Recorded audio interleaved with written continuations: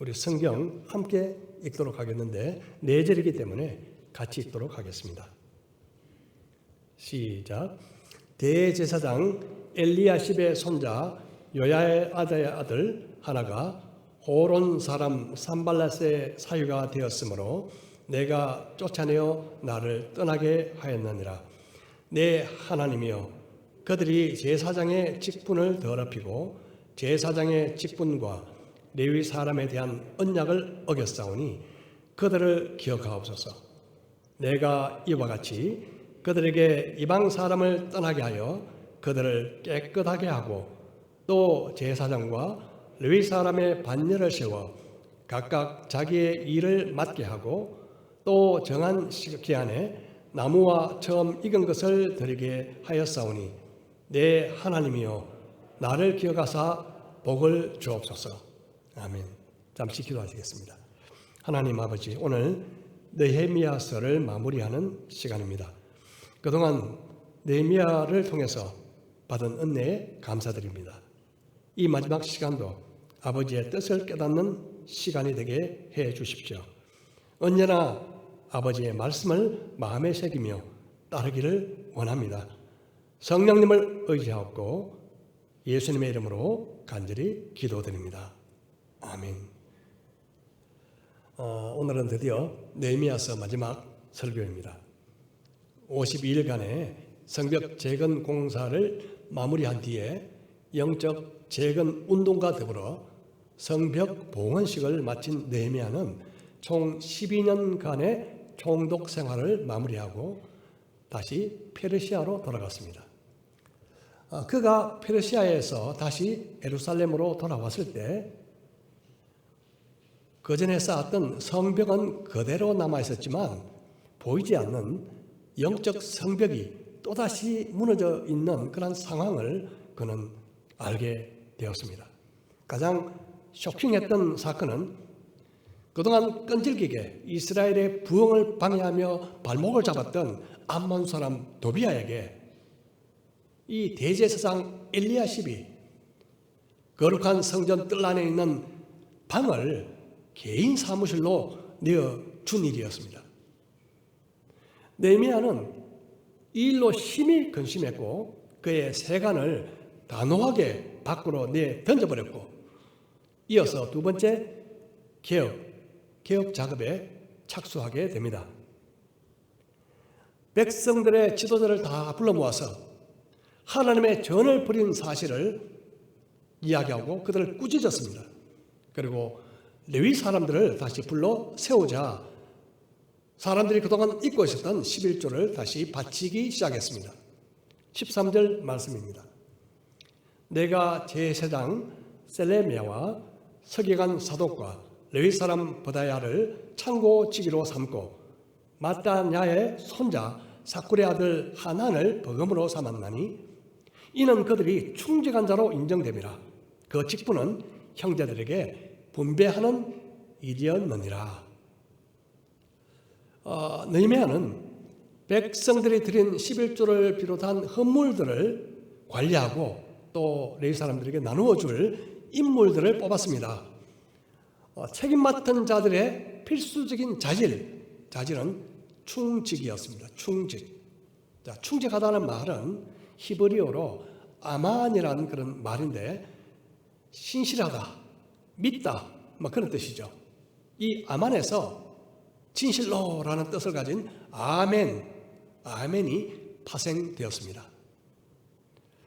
창세기에서 보면 요셉은 이집트의 종으로 팔려간 뒤에 친위 대장 보디발의 집에서 일을 하게 되었는데 그가 얼마나 충직했던지 보디발이 모든 가정일을 다 맡길 정도였습니다. 나중에 그가 억울하게 또 감옥에 들어갔을 때에도 얼마나 일을 충직하게 잘했던지 간수장이 모든 이 감옥의 일을 그에게 맡길 정도였죠. 그만큼 그는 충직했습니다. 하나님 앞에서 충직성이 훈련되고 또 증명된 후에 하나님께서 그를 애굽의 총리 대신이 되게 하셨다고 믿습니다. 충직성이 증명된 후에. 세상에서도 보면 일을 맡길 때 충직한 사람에게 일을 맡기죠. 하물며 하나님의 일은 얼마나 더 하겠습니까? 하나님께서 우리를 판단하시는 기준은 능력이나 성공이 아니라 충성입니다. 충직. 테레사 수녀가 이렇게 한 말이 기억납니다. 그녀는 이렇게 말했죠. 하나님은 나를 성공하라고 부르신 것이 아니라 성실하라고 부르셨습니다. 나는 결코 큰 일을 하지 않았습니다. 다만 작은 일을 큰 사랑으로 할 뿐입니다. 작은 일을 큰 사랑으로 할 뿐입니다. 바로 이것이 충직이죠. 이것이 충직입니다. 우리 모두 하나님 앞에서 무슨 일을 하든지 간에 충직한 자가 되시기를 축복합니다. 느헤미야는 충직한 자들에게 일을 맡긴 후에 기도를 잊지 않습니다. 14절에 내 하나님이여 이 일로 말미암아 나를 기억하옵소서. 내 하나님의 전과 그 모든 직무를 위하여 내가 행한 선한 일을 도말하지 마옵소서.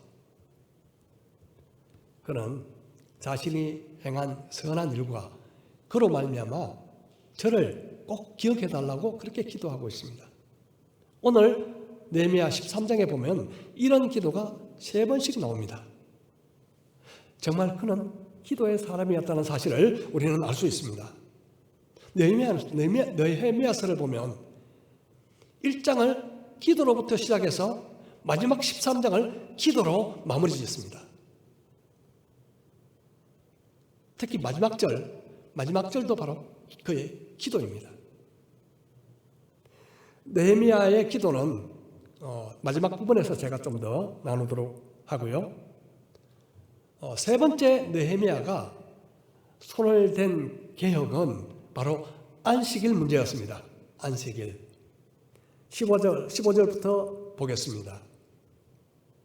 그때 내가 본즉 유다에서 어떤 사람이 안식일에 술틀을 밟고 곡식단을 나귀에 실어 운반하며 포도주와 포도와 무화과와 여러 가지 짐을 지고 안식일에 예루살렘에 들어와서 음식물을 팔기로 그날에 내가 경계하였고 또 두로 사람이 예루살렘에 살며 물고기와 각양 물건을 가져다가 안식일에 예루살렘에서도 유다 자손에게 팔기로 내가 유다의 모든 귀인들을 꾸짖어 그들에게 이르기를 너희가 어찌 이 악을 행하여 안식일을 범하느냐.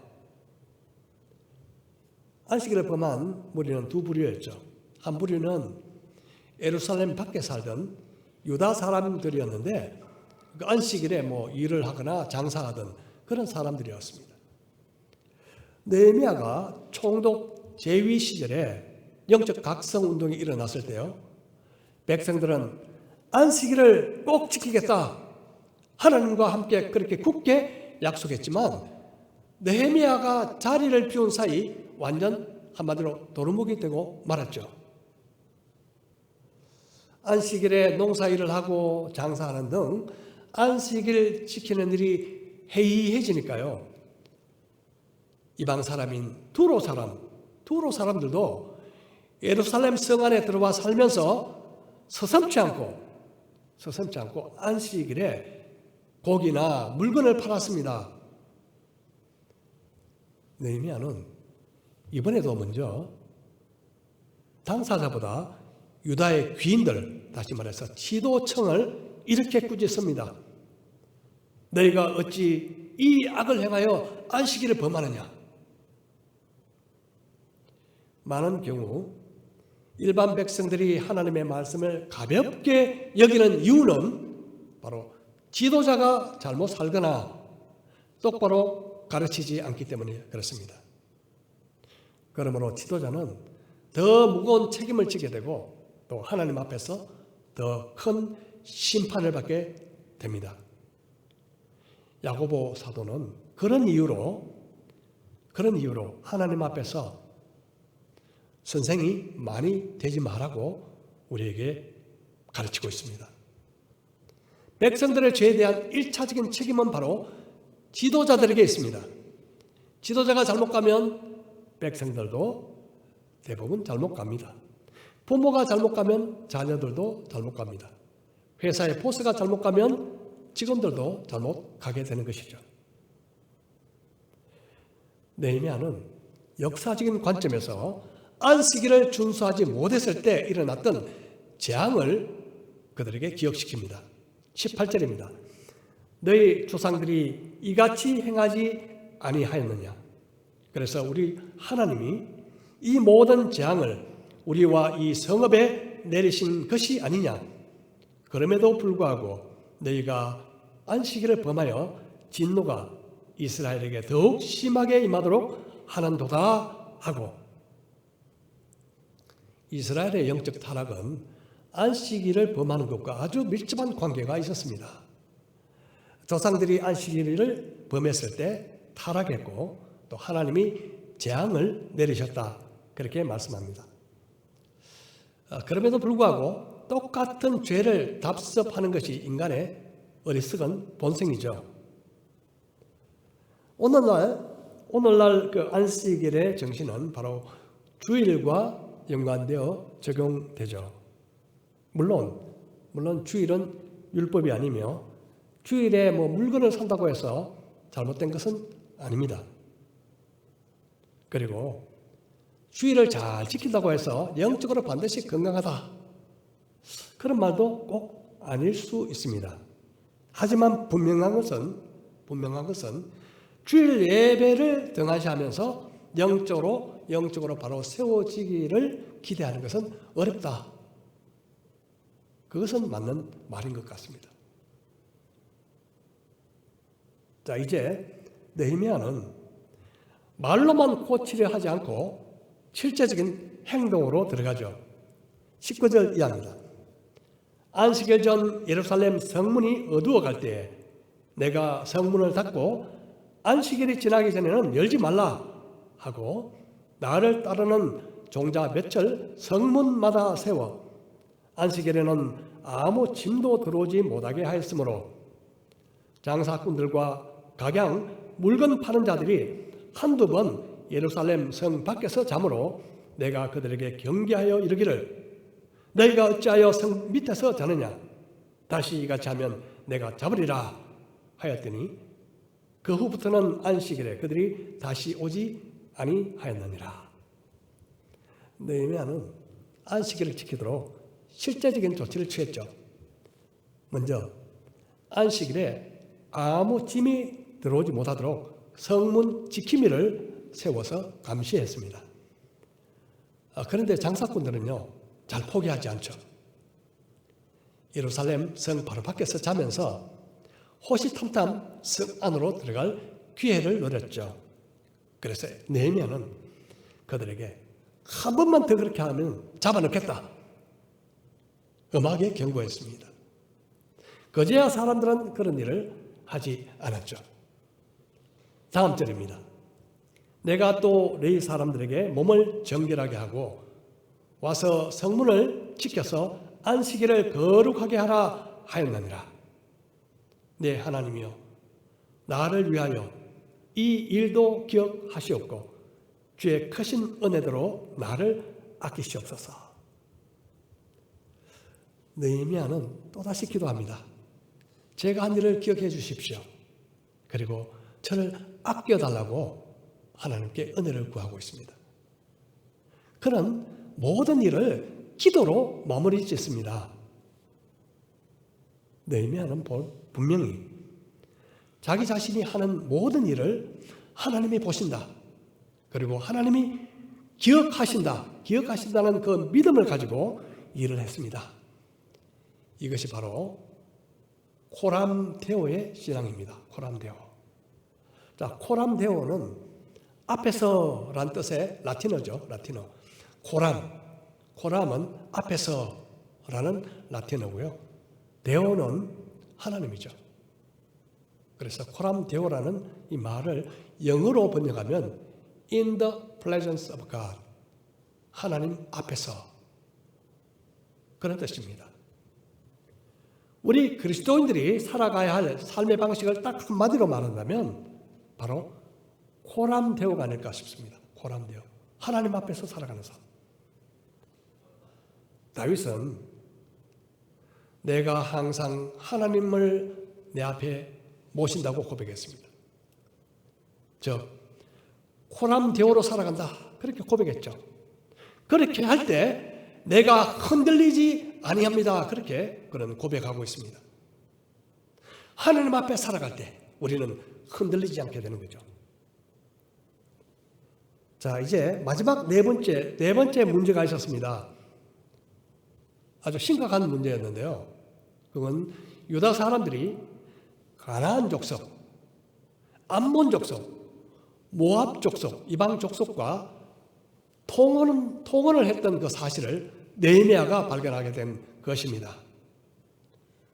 분명히 그들은요, 그 전에 이방인들과 절대로 통혼하지 않겠습니다. 절대로 그런 일을 하지 않겠습니다. 철떡같이 하나님 앞에서 약속했던 적이 있었습니다. 그런데 어떻게 됐을까요? 느헤미야가 없는 그 기간에 23절 보겠습니다.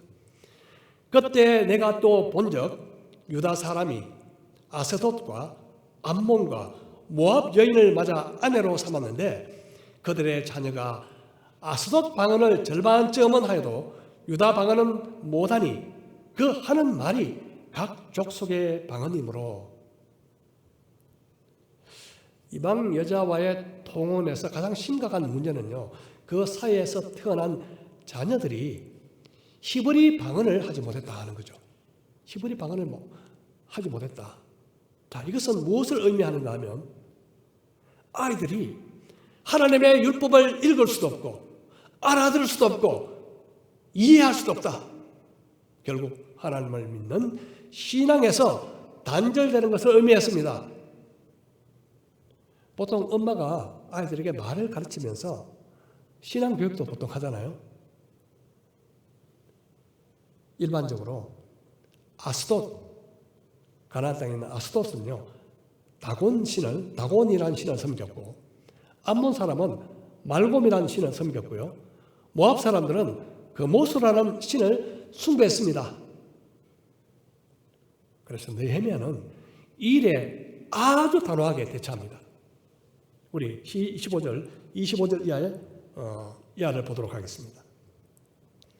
내가 그들을 책망하고 저주하며 그들 중 몇 사람을 때리고 그들의 머리털을 뽑고 이르되 너희는 너희 딸들을 그들의 아들들에게 주지 말고 너희 아들들이나 너희를 위하여 그들의 딸을 데려오지 아니하겠다고 하나님을 가리켜 맹세하라 하고 또 이르기를 옛적에 이스라엘 왕 솔로몬이 이 일로 범죄하지 아니하였느냐?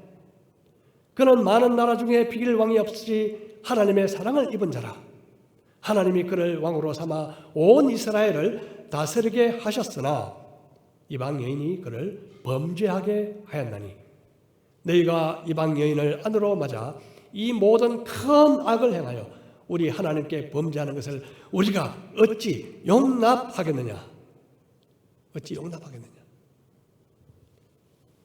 느헤미야는 언뜻 보면요, 좀 이전에 도비아의 세관, 성전 뜰 안에 있는 방에 있었던 도비아의 세관을 밖으로 던졌잖아요.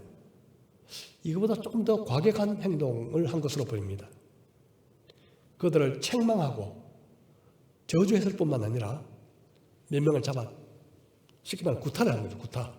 때리고요. 그리고 머리털을 뽑았습니다.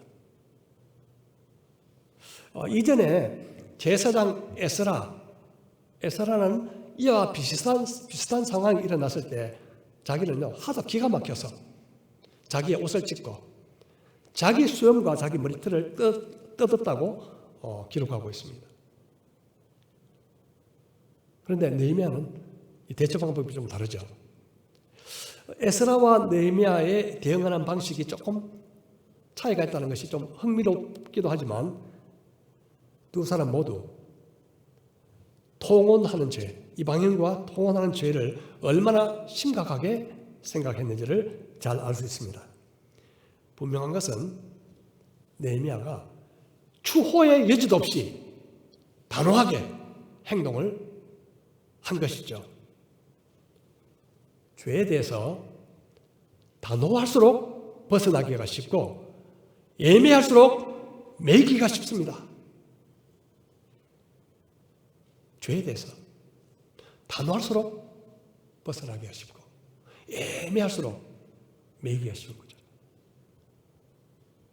그는 이때 역사적인 교훈을 다시 한번 되새깁니다. 바로 솔로몬 왕의 예죠. 솔로몬 왕은 가장 지혜로운 왕이었고 또 하나님의 사랑을 입은 특별한 왕이었습니다. 그럼에도 불구하고 이방인과의 여자와의 통혼을 통해서 이것 때문에 하나님으로부터 떠나는 범죄를 저지르게 됐습니다. 이방 여인을 후궁으로 둔 솔로몬은 그녀들이 섬기던 우상들이 함께 들어오는 것을 허용했으며 결국 자신도 우상을 숭배하는 죄를 짓게 된 것이죠. 여러분, 죄가 섞이면요 반드시 부패합니다. 죄가 섞이면 부패합니다. 그래서 빛과 어둠이 함께할 수 없으며 하나님과 우상이 함께할 수 없는 것입니다. 과거의 역사는 이방인들과의 통혼이 얼마나 심각한 죄인가를 잘 보여주고 있습니다. 우리에게 상기시켜 주는 것이죠. 인간은 역사를 통해서 배웁니다. 그런데 문제는 인간이 역사를 통해서 배우지 않는다는 것입니다. 그게 문제죠. 그래서 실패를 계속 반복하게 되며 그래서 또 끊임없는 개혁이 필요한 것입니다. 자, 이어집니다. 대제사장 엘리야십의 손자 요야다의 아들 하나가 호른 사람 산발랏의 사위가 되었으므로 내가 쫓아내어 나를 떠나게 하였느니라. 대제사장 엘리야십이 도비야 사건으로 문제를 일으켰는데 이번에는 그의 손자가 또 사고를 쳤죠. 이방인과의 통혼 명단 속에 엘리야십의 손자가 들어가 있었던 것입니다. 그가 결혼한 대상은요, 그동안 예루살렘 성벽 재건을 그토록 방해했던 사마리아 총독 산발랏의 딸이었습니다. 정말 기가 막혀서 말이 나오지 않을 정도였죠. 제사장의 결혼은 거룩함을 유지하기 위해서 평민보다 훨씬 더 엄격했습니다.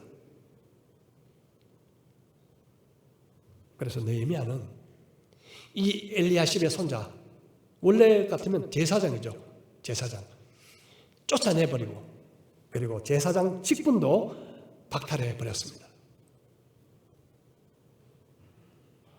유대인 역사가 요세푸스에 의하면 이때 쫓겨난 엘리야십의 손자 이름은 므낫세라는 사람인데 그가 추방을 당하자 장인이었던 산발랏에게 갔다고 합니다. 사마리아 총독이었던 산발랏에게 갔다고 하죠. 산발랏은 사마리아 땅에 있는 거리심 산에다가 예루살렘에 있는 성전과 비슷한 성전을 지어주어서 그곳에서 대제사장이 되게 했으며 이때부터 거리심 산에서 사마리아 사람들이 예배를 드렸다 그렇게 기록하고 있습니다. 그 역사의 정확성은 뭐 잘 알 수는 없지만 하여튼 요한복음 4장에 나오는 그 우물가인 예수님께서 우물가인 사마리아 여인과 만나서 대화하실 때 그 여인이 그렇게 이야기했죠. 우리는 이 그리심산에서 예배를 드립니다. 뭐 이렇게 말한 사실과 역사적 배경이 연관이 있어 보이긴 합니다. 우리 다음 절 우리 같이 한번 마지막 절이니까 같이 한번 읽어보도록 하겠습니다. 시작. 내 하나님이여, 그들이 제사장의 직분을 더럽히고 제사장의 직분과 레위 사람에 대한 언약을 어겼사오니 그들을 기억하옵소서. 내가 이와 같이 그들에게 이방 사람을 떠나게 하여 그들을 깨끗하게 하고 또 제사장과 레위 사람의 반열을 세워 각각 자기의 일을 맡게 하고 또 정한 기간에 나무와 처음 익은 것을 드리게 하였사오니 내 하나님이여, 나를 기억하사 복을 주옵소서. 여기서 끝납니다. 느헤미야서가. 자, 지금까지 느헤미야는 할 수 있는 개혁 정책을 과감하게 실행해 나갔습니다. 잘못된 것은 바로잡고 버릴 것은 버리고 쫓아낼 사람은 쫓아내고 말씀에 따라 분명하고 과감하게 개혁해 나갔습니다. 이제 마지막 부분에서는 느헤미야가 저 제사장 직분을 깨고 더럽힌 그들의 죄를 기억해 주십시오. 그렇게 기도하고요. 또 제 자신이 그 하나하나 기억한 그 사실을 다 기억해 주십시오. 그렇게 기록하고 있습니다. 그리고 마지막에 어떻게 기도하는가 하면 이 모든 일을 바로잡은 저를 기억해 주시고 복을 주시옵소서. 그렇게 기도하면서 느헤미야서의 피날레를 장식합니다. 이 모든 일을 기억해 주시고 제게 복을 주옵소서. 느헤미야서 아니면 느헤미야의 그 삶 전체가 이 마지막 기도예요. 마지막 기도에 마치 한 방울 그런 물처럼 농축액처럼 아주 농축되어 있는 것 같습니다. 저는 이 구절을 마지막 보면서요, 마치 야구 경기에서 9회 말 마지막 타석에서요 딱 쳤는데 말루 홈런, 이런 기분을 저는 느꼈습니다. 그냥 가슴이 확 트이는 느낌. 자, 오늘 느헤미야서를 마치면서 특별히 이 기도에 대해 묵상한 내용으로 마무리하고자 합니다. 느헤미야의 이 기도를 보면요, 마치 자신이 한 일을 상사에게 보고하듯이 그렇게 기도합니다. 내 하나님이여, 제가 하나님의 전과 모든 직무를 위해서 선한 일을 행했습니다. 제가 내 사람들을 깨끗하게 하고 성문을 지켜서 안식일을 지키게 했습니다. 백성들에게 이방 사람을 떠나게 하여 그들을 깨끗하게 하였으며 제사장과 레위 사람을 세워 각각 자기 일을 맡게 하고 또 나무와 처음 익은 것을 드리게 했습니다. 그리고 마지막에 저를 기억하시고 복을 주십시오. 느헤미야는 사람들이 몰라주거나 잊는다 해도 하나님은 보신다, 하나님은 기억하신다는 사실을 믿었습니다. 그래서 그는 항상 코람되어 마치 하나님 앞에 늘 있는 것처럼 살려고 했으며 일이 끝나면 자기가 한 일을 하나님께 보고 드렸습니다. 여러분, 우리는 언젠가 이 땅에서 살아가면서 했던 모든 일들을 주님께 보고 드릴 날이 오게 될 것입니다. 로마서 14장에서 말씀합니다. 이러므로 우리 각 사람이 자기 일을 하나님께 짓고 하리라. 우리는 언젠가 하나님 앞에 서게 될 것이고 내가 했던 그 일을 하나님 앞에 보고할 날이 오게 될 것이다. 제가 추측하건대요, 느헤미야는 그 마지막 날에 주님께 보고 드릴 것이 우리보다 많지 않을 것 같습니다. 왜냐하면 이 땅에 살면서 미리 보고 드린 것이 많거든요. 주님께서 느헤미야에게 이렇게 말씀하시는 장면을 한번 혼자서 상상해 봤습니다. 나의 충성된 느헤미야야, 그동안 수고 많았다. 너가 한 일을 이미 지상에서 나에게 보고했지? 이제 내가 보고를 받을 게 별로 없네. 제 혼자 상상입니다. 제 혼자 상상. 여러분, 한 가지 제안을 드립니다. 여러분이 하루 일과를 마치고 잠자리에 들기 전에 그날에 있었던 일을 주님께 보고 드려보십시오. 오늘 이런저런 일이 있었고 하나님, 저는 이렇게 했습니다.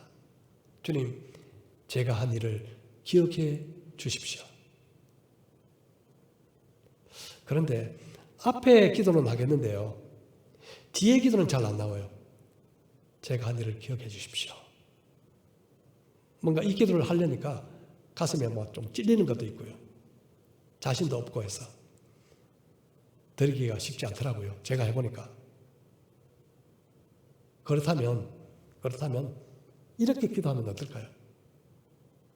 오늘 직장에서 불평했던 일을 잊어주십시오, 주님. 가정에서 아이들에게 화낸 것을 주님 잊어주십시오. 주님을 나타내고 증거할 기회를, 그 좋은 기회를 놓쳐버린 것을 잊어주옵소서. 이렇게 기도할 수 있지 않을까요? 그런데 하나님, 나를 기억하사 제게 복을 주옵소서. 이 기도는 언뜻 자기 중심적인 기도처럼 보이기도 합니다. 과연 그럴까요? 만약 그것이 아니라면 느헤미야는 왜 이런 기도를 했을까요? 저는 마지막 느헤미야서를 묵상하면서 그 기도의 의미를 이렇게 깨달았습니다. 먼저 느헤미야의 기도는 자신의 의를 나타내는 기도가 아니라는 사실입니다. 사람들은 보통 자신의 공로를 사람들에게 자랑하고 싶어 하죠. 하지만 느헤미야에게는 사람들 앞에서 자신이 잘난 체 하려고 한 흔적을 아무리 눈을 씻고 봐도 없습니다. 그런 흔적조차 없어요. 그는 절대로 사람들로부터 칭찬이나 영광을 구하지 않았던 것입니다.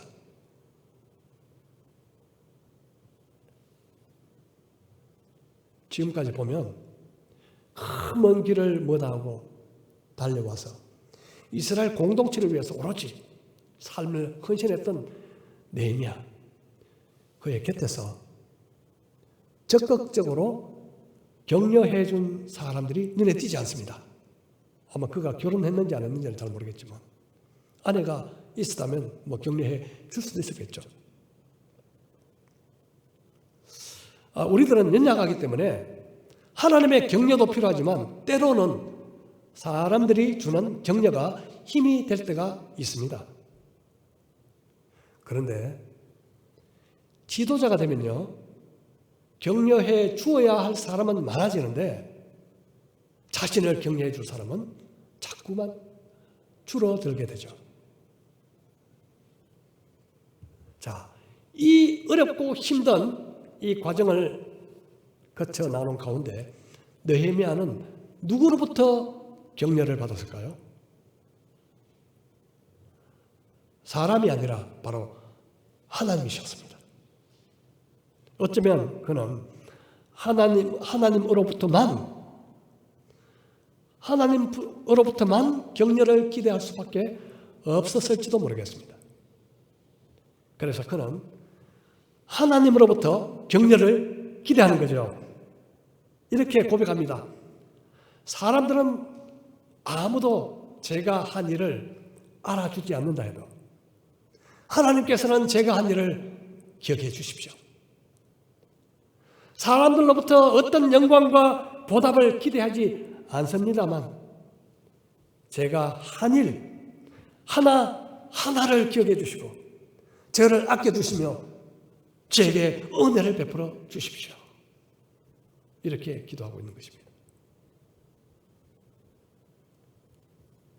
몇 달 전에 교회를 방문했던 찬양사역자 김석근 목사님이 지은 그 찬양 속에 이런 찬양이 있죠. 여러분 다 기억하실 겁니다. 기억하시면 족하리. 당신의 그 섬김이, 당신의 그 겸손이, 당신의 그 믿음이, 당신의 그 충성이, 당신의 그 순종이, 당신의 그 사랑이, 당신의 그 헌신이 주님이 기억하시면 족하리. 누군가가 나를 기억해 준다는 사실은 아주 기분 좋은 일입니다. 하지만 여러분, 아무도 기억해 주지 않고 아무도 인정해 주지 않고 아무도 격려해 주지 않는다 해도 기억해 주실 분이 한 분 계십니다. 하나님이십니다. 하나님은 기억하십니다. 하나님은 알고 계십니다. 사람들의 가치는 언젠가는 시간이 지나면서 마치 안개처럼 사라지고 아무도 기억하는 사람이 없겠지만 하나님은 영원히 기억하십니다. 하나님은 저와 여러분의 사랑으로 드린 수고를 절대 잊지 않으십니다. 히브리서 6장 10절입니다. 하나님은 불의하지 아니하사 너희 행위와 그의 이름을 위하여 나타낸 사랑으로 이미 성도를 섬긴 것과 이제도 섬기고 있는 것을 어떻게 해요? 잊어버리지 아니하시느니라. 이미 성도를 섬긴 것과 지금도 섬기고 있는 것을 하나님은 잊어버리지 아니하시느니라. 느헤미야는 사람들에게 인정이나 칭찬을 그리고 격려를 기대하지 않고 오직 하나님으로부터 기대했습니다. 그래서 그는 그 기도를 기도로 풀어낸 것입니다. 느헤미야서는 기도로 시작해서 기도로 마치는 책입니다. 예루살렘 성벽 회파 소식에 눈물로 4개월 동안 기도했던 그 느헤미야, 예루살렘으로 돌아와 모든 사역을 마무리하고 돌아갔다가 다시 돌아왔을 때 또다시 도루묵이 되어 있는 그런 상황을 그는 보았지만 낙심하거나 포기하지 않고 다시 시작했던 느헤미야, 그는 우리의 위대한 스승으로 여전히 살아있습니다. 비록 느헤미야서는 13장에서 끝나지만 여전히 미완성 마침표입니다. 그 남은 마침표를 계속 써 나가는 것은 바로 우리들의 몫인 것입니다. 저와 여러분의 몫인 것입니다. 우리 함께 느헤미야처럼 주님이 기억하시면 족하리, 주님이 기억하시면 족하리, 이 믿음과 그리고 기도로 남은 인생의 기록을 아름답게 써 내려가시는 모든 경성대학교의 성도들이 되기를 주님의 이름으로 축복합니다. 우리 각자 잠시 기도하시겠습니다. 오늘 마친 느헤미야 13장이 구약 성경의 마지막일 수도 있습니다. 성경의 순서로는 말라기가 끝이지만 말라기의 기록 연대는 느헤미야 전이거나 혹은 느헤미야가 개혁을 마치고 잠시 페르시아로 돌아간 그 사이이거나 혹은 그 이후입니다. 그러고 보면 오늘 나눈 이 느헤미야 13장이 시간상으로는 구약의 끝일 가능성이 높습니다. 그 이후 450여 년간의 공백기를 거쳐 드디어 광야에서 외치는 소리가 들립니다. 회개하라, 천국이 가까웠느니라. 회개하라, 천국이 가까웠느니라. 또 다른 개혁의 먼동이 트어오는 것을 봅니다. 우리는 날마다 자신의 삶을 개혁해야 합니다. 개혁하지 않으면 변절됩니다. 하나님의 말씀으로 과거의 믿음의 선진들이 앞서갔던 그 길을 쫓아가면서 마치 내가 하나님 앞에서 매 순간을 사는 것처럼 하루 마무리를 하나님께 보고하는 것처럼 그렇게 말입니다. 만일 우리가 날마다 기도로 시작해서 기도로 마무리하며 오직 주님은 기억하신다. 주님이 기억하시리. 그런 믿음으로 살아간다면 느헤미야가 걸어갔던 그 길을 따라 우리도 동일하게 걸어갈 수 있음을 믿습니다. 우리 함께 남은 그 미완성의 그 길, 완성의 그날까지 함께 달려갈 수 있도록 이 시간 각자 기도하시겠습니다.